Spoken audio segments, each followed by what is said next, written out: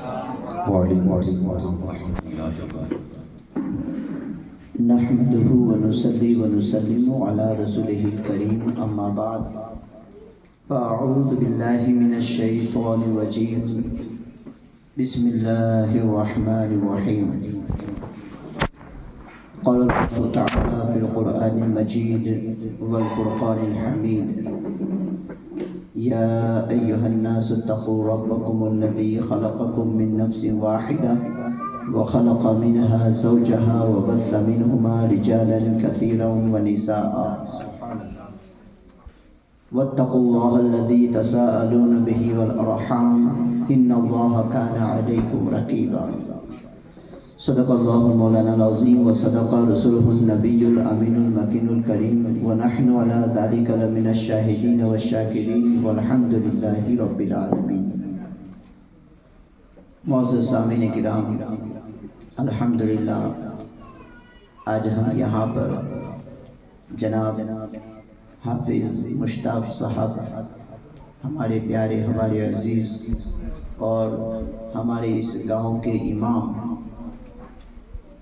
ہمیشہ ہمارے اس گاؤں کے دینی اور سماجی کاموں میں آگے رہنے والے شخص، یقیناً آپ نے اپنی زندگی اس گاؤں کے لیے وقف کی ہو، یہ اگر کہا جائے تو کوئی اس میں جھوٹ کی آمیزش نہیں ہے۔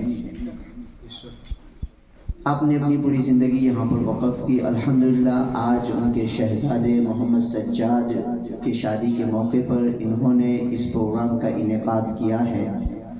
یقیناً اللہ تبارک و تعالیٰ کی ذات سے امید ہے کہ پروردگار عالم اس محفل کی برکتوں سے نکاح میں خوب برکتیں عطا فرمائے گا انشاءاللہ۔ دیکھیے، آج میں نے جو آیہ مبارکہ آپ کے سامنے پیش کی، گزشتہ جمعہ میں نے یہی آیہ مبارکہ مسجد میں جو میرا بیان ہوتا ہے وہاں پر بھی پیش کی تھی، اور حضرت نے مجھے کہا بھی تھا کہ اگر وہاں پر موقع ملا اور ہو سکا تو کچھ باتیں وہاں پر بھی اسی طریقے سے پیش کرنے کی کوشش کیجیے گا۔ تو میں چند باتوں کو لے کر کے آپ کی بارگاہ میں حاضر ہوں۔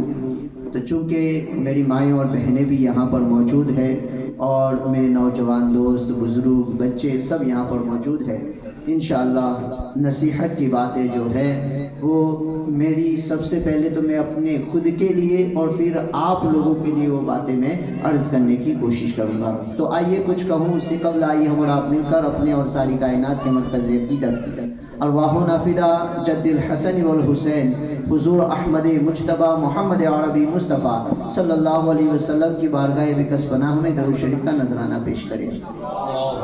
اللہم صلی علی سیدنا مولانا محمد مبارک وسلم صلاۃ و سلام علیک یا رسول اللہ صلی اللہ تعالی علیہ وسلم۔ معزز سامعین کرام، نکاح یہ مذہب اسلام میں عبادت ہے۔ آپ لوگوں کے ذہن میں سوال آتا ہوگا کہ اللہ کی بارگاہ میں سجدہ کرنا یہ عبادت ہے، یہ تو مانا جاتا ہے، یہ ذہن میں بھی آتا ہے، اور روزہ رکھنا، زکوٰۃ دینا، یہ ساری کام عبادت ہے، یہ ہمیں ذہن میں آتا ہے، لیکن نکاح کیسے عبادت ہے یہ تو ہمیں ذہن میں نہیں آتا۔ تو وہ نکاح کا تصور ہمیں سمجھنا ہوگا، اس نکاح کا تصور ہمیں اپنے دماغ میں اس طریقے سے لانا ہوگا کہ نکاح آخر مشروع کیوں ہوا ہے۔ نکاح اللہ تبارک و تعالیٰ نے نکاح جیسی چیز کو آخر ہم لوگوں کے لیے کیوں رکھا ہے، ان مقاصد کو مد نظر رکھتے ہوئے اور نکاح کے جو اغراض ہیں، نکاح کی جو غرضیں ہیں، ان غرضوں کو ذہن میں رکھتے ہوئے اگر نکاح کیا جائے تو عبادت ہے۔ لیکن اگر ہم نے نکاح کا مقصد نہیں سمجھا کہ نکاح کا مقصد کیا ہے، آخر اللہ اور اس کے رسول نے ہمارے لیے نکاح کو کیوں نافذ فرمایا، اس کے تعلق سے ہمیں غور و فکر ہم نے نہیں کیا، اور صرف اپنی جسمانی خواہشات کی تکمیل کے لیے، جسمانی خواہشات کو مکمل کرنے کے لیے ہم نے نکاح کیا، تو پھر وہ برکتیں جو سنت کے طور پر نکاح ادا کرنے میں ملتی ہے وہ برکتیں ہمیں حاصل نہیں ہو سکتی۔ تو نکاح کا مقصد کیا ہے؟ نکاح کا مقصد سنت رسول کو ادا کرنا۔ یہ مقاصد میں سے ایک مقصد سنت رسول کو ادا کرنا، اور ایک مقصد کہ ہماری آنکھوں کو، ہمارے ذہن و دماغ کو نافرمانی سے بچانا، ہماری آنکھیں حرام کاری دیکھنے سے بچ جائے، یہ نکاح کا مقصد ہے۔ تو معزز سامعین کرام، پتہ چلا کہ نکاح سنت ہے اور جتنی بھی سنتیں ہیں وہ سب عبادت ہے، تو پھر نکاح بھی عبادت ہوا۔ تو نکاح کرنا اس طور پر عبادت ہے کہ اسے سنت سمجھ کر کے ادا کیا جائے۔ معزز سامعین کرام، نکاح ایک ایسی چیز ہے کہ جب کائنات میں کسی عبادت کا وجود نہیں تھا تو اس وقت جنت میں سب سے پہلے جو عبادت آئی وہ نکاح تھا، اور پھر جب کائنات سے وجود ختم ہو جائے گا، کل من علیہا فان ویبقى وجہ ربک ذو الجلال والاکرام، جب کائنات فنا ہو جائے گی باقی رہنے والی ذات صرف اللہ کی ہوگی، جب جنت میں پہنچیں گے تو وہاں پر بھی نکاح ہوگا۔ یعنی نکاح کا رشتہ ایسا ہے، تو نکاح کا رشتہ ایک ایسا رشتہ ہے کہ جو جنت میں بھی تھا پہلے، جب دنیا کا وجود نہیں ہوا تھا، اب پھر دنیا ختم ہو جائے گی تو بھی وہ نکاح جنت کے اندر باقی رہے گا۔ اب میں آپ کو یہ بتانا چاہتا ہوں کہ دیکھیے، ہمیں پیرنٹس، مائیں بھی موجود ہیں اور باپ بھی موجود ہیں، پیرنٹس کو سوچنا چاہیے کہ جلد سے جلد جیسے ہی بچے سن بلوغ کو پہنچ جائے انہیں نکاح کی منزل پر پہنچانا یہ ہماری ذمہ داری ہے۔ اگر وہ نکاح کی منزل پر نہیں پہنچایا گیا اور پھر وہ ہمارے بچے، وہ لڑکا یا لڑکی، اگر ان کا ذہن بھٹکتا ہے، ان کے قدم ڈگمگا جاتے ہیں، تو پھر جتنا گناہ کرنے کی وجہ سے ان کو ہوگا اتنا ہی گناہ پیرنٹس کو بھی ہوگا، اتنا ہی گناہ پیرنٹس کو ہوگا۔ تو معزز سامعین کرام، اللہ کے پیارے حبیب صلی اللہ علیہ وسلم نے ارشاد فرمایا، من رغب عن سنتی فلیس منی، کہ جس نے میری سنت کو عام نہیں کیا، یعنی اس سنت سے روگردانی کی، تو وہ مجھ سے نہیں ہے۔ یعنی اگر کوئی شخص بالغ ہو جانے کے باوجود اس کا نکاح نہیں کیا جاتا، وہ نکاح سے پرہیز کرتا ہے، تو اللہ کے رسول صلی اللہ علیہ وسلم فرماتے ہیں کہ وہ ہم میں سے نہیں ہے۔ معزز سامعین کرام، نظروں کو آوارگی سے بچانے کے لیے نکاح کرنا بڑا ضروری ہے، بے حد ضروری ہو چکا ہے۔ اور آج کے دور میں اللہ اکبر، ایک ایسا دور کہ جس وقت مسلمانوں میں زنا کا ہونا تصور ہی نہیں کیا جاتا تھا۔ ایک دور ایسا تھا کہ زنا اور اسلام بالکل الگ الگ تھے، کوئی یہ نہیں کہہ سکتا تھا کہ زنا مسلمانوں کے اندر پایا جا رہا ہو، لیکن اللہ اکبر، بڑے افسوس کے ساتھ آج کہنا پڑ رہا ہے کہ زنا مسلمانوں میں بھی آج تیز ہوا کی رفتار کی طرح بڑھتا ہوا نظر آتا ہے، اور اس کی سب سے بڑی وجہ یہ ہے کہ وہ جوانی کی دہلیز پر ہو جانے کے باوجود نکاح کرنے میں ہم دیری کرتے ہیں۔ نکاح کرنے میں دیری کرنا، یہ جوانی ان کی برباد ہوتی ہوئی نظر آتی ہے۔ تو معزز سامعین کرام، ہمارا اسلام تو اتنا مقدس ہے، ایک وقت ایسا تھا کہ جب گناہ کرنے کے لیے تصورات نہیں تھے، لیکن آج لوگوں نے کہا نا، لوگ اس وقت کہتے تھے کہ گناہ ہمارے گھر کے دروازے پر دستک دے رہا ہے، لیکن ہمیں ان گناہوں کو اپنانا نہیں ہے۔ میں آج یہ کہہ رہا ہوں کہ گناہ ہمارے گھر کے دروازے پر دستک نہیں دے رہا ہے، بلکہ گناہ ہمارے گھر کے اندر داخل ہو گیا ہے، گناہ ہمارے کچن میں داخل ہو گیا ہے، گناہ ہمارے بیڈ روم میں داخل ہو گیا ہے، موبائل کی شکل میں، ٹی وی کی شکل میں۔ آج ہم گندی فلمیں دیکھ دیکھ کر کے، اللہ اکبر، جس عمر میں گناہ کا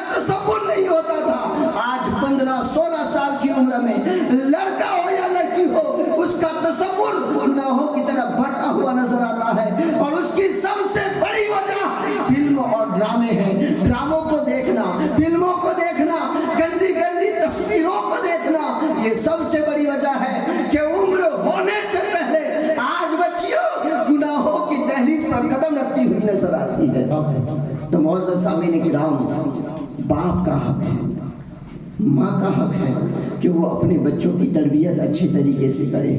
اپنے بچوں کی تربیت کا اچھے طریقے سے ہونا یہ ہمارا حق ہے اور ہماری ذمہ داری ہے. تو لہٰذا ہمیں دیکھنا ہے کہ اگر ضرورت کے طور پر ہم نے اپنے لڑکے کو موبائل دیا ہے، ضرورت کے طور پر اگر ہم نے اپنی لڑکی کو موبائل دیا ہے، تو پھر ہمیں اسے چیک بھی کرنا ہے، ہمیں اس کے اوپر نگرانی بھی کرنی ہے. میری بہنیں یہاں پر موجود ہیں. یہ میں آج کے اس محفل کے اندر یہ بات اس لیے عرض کر رہا ہوں، میں جانتا ہوں کہ الحمدللہ میرے گاؤں کے نوجوان پاکیزہ ہے، وہ زنا کی دہلیز پر قدم نہیں رکھ رہے ہیں. یہ میرا یقین ہے کہ میری گاؤں کی بچیاں بھی پاکیزہ ہے، یہ گندے گندے مناظر نہیں دیکھتی ہے، یا پھر گناہوں کی دہلیز پر انہوں نے بھی قدم نہیں رکھا ہے. میرا یہ یقین ہے. لیکن کہنے کا مقصد یہ ہے کہ وہ طوفان آنے سے پہلے ہم آگاہ کر دیں تو بہتر ہے، آگاہ کر دیں تو بہتر ہے. ہمارے گاؤں کے نوجوان بھی پاکیزہ ہے، نوجوان بچیاں بھی پاکیزہ ہے. لیکن میں آپ کو بتانا چاہتا ہوں کہ جو زنا کے اڈوں کو عام کرتے ہیں اور اسے آباد کرتے ہیں، اللہ کے پیارے رسول صلی اللہ تعالیٰ علیہ وسلم نے بڑی وعیدیں سنائی ہے. اللہ اکبر. میں آپ کو بتاؤں، زنا بڑھنے کی وجہ وہ نکاح کا لیٹ ہونا، اور زنا جو شخص کرتا ہے، اللہ کے پیارے رسول صلی اللہ تعالیٰ علیہ وسلم کا یہ فرمان سنے، میری بہنیں بھی سنیں، میرے بھائی بھی سنیں. یہ فرمان کو سن کر کے دل و دماغ کے اندر اسے بٹھانے کی کوشش کرے.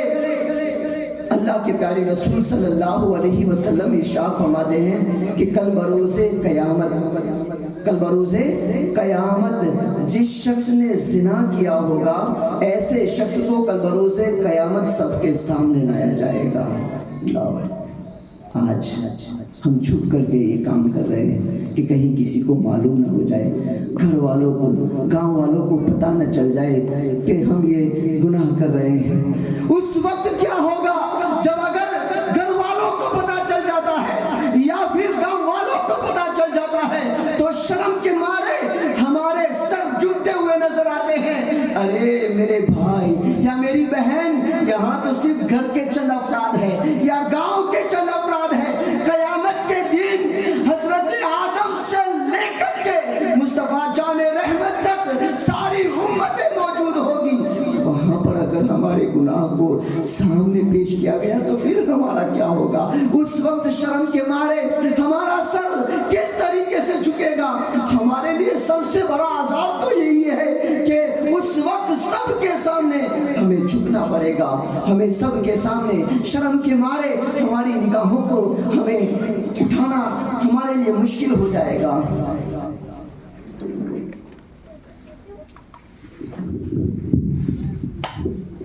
نعرہ تکبیر، نعرہ رسالت، ثناخان مصطفیٰ، بلبل باغ مدینہ، علی جناب حافظ و قاری جہی طائی صاحب قبلہ.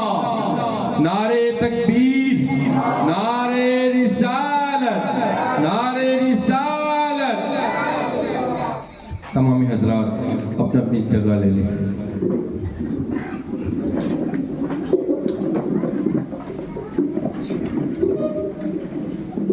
ایک مرتبہ درود پاک پڑھ لیجیے. اللہم صلی علی سیدنا مولانا محمد وبارک وسلم. صلاۃ و سلام علیک یا رسول اللہ صلی اللہ تعالی علیہ وسلم. ہاں، تو نکاح کے مقاصد میں سے ایک مقصد ہمیں اپنے آپ کو زناکاری سے روکنا، یہ ان مقاصد میں سے ایک مقصد ہے.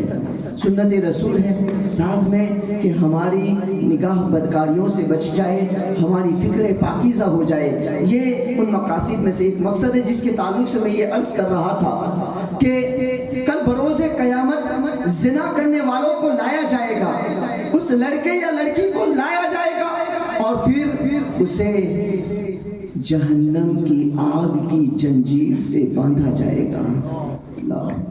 جہنم کی آگ کی زنجیر، جہنم کی آگ.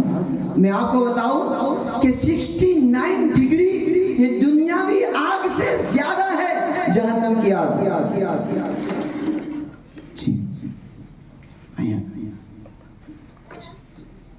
جہنم کی آگ یہ 69 ڈگری زیادہ ہے، 69 ڈگری، اللہ اکبر۔ تو 69 ڈگری جہنم کی آگ زیادہ، اور یہ آگ کا ایک انگارہ، دنیاوی آگ کا انگارہ ہمارے لیے، میرے اور آپ کے لیے ہاتھ میں پکڑنا بڑا مشکل ہو جاتا ہے۔ تو مجھے بتاؤ کہ جب اس آگ کی تپش، اس کی حدت اور اس کی شدت کا یہ عالم ہے کہ ہمارے لیے اس انگارے کو پکڑنا بڑا مشکل ہو جاتا ہے، تو پھر 69 ڈگری وہ آگ اس سے زیادہ ہوگی، تو بھلا ہم اسے کیسے برداشت کر پائیں گے؟ تو معزز سامعین کرام، یہ حدیث پاک مکمل کروں، اس کے بعد انشاءاللہ العزیز ہمارے آئے ہوئے مہمان حضرت حافظ و قاری ظہیر طائی صاحب قبلہ سے ہم ذکر مصطفیٰ صلی اللہ تعالیٰ علیہ وسلم سنیں گے، اور ہمارے قلوب و اذہان کو انشاءاللہ اور پاکیزہ کریں گے۔ تو جب ان کو لایا جائے گا، وہ جہنم کی زنجیر کیسی زنجیر ہوگی،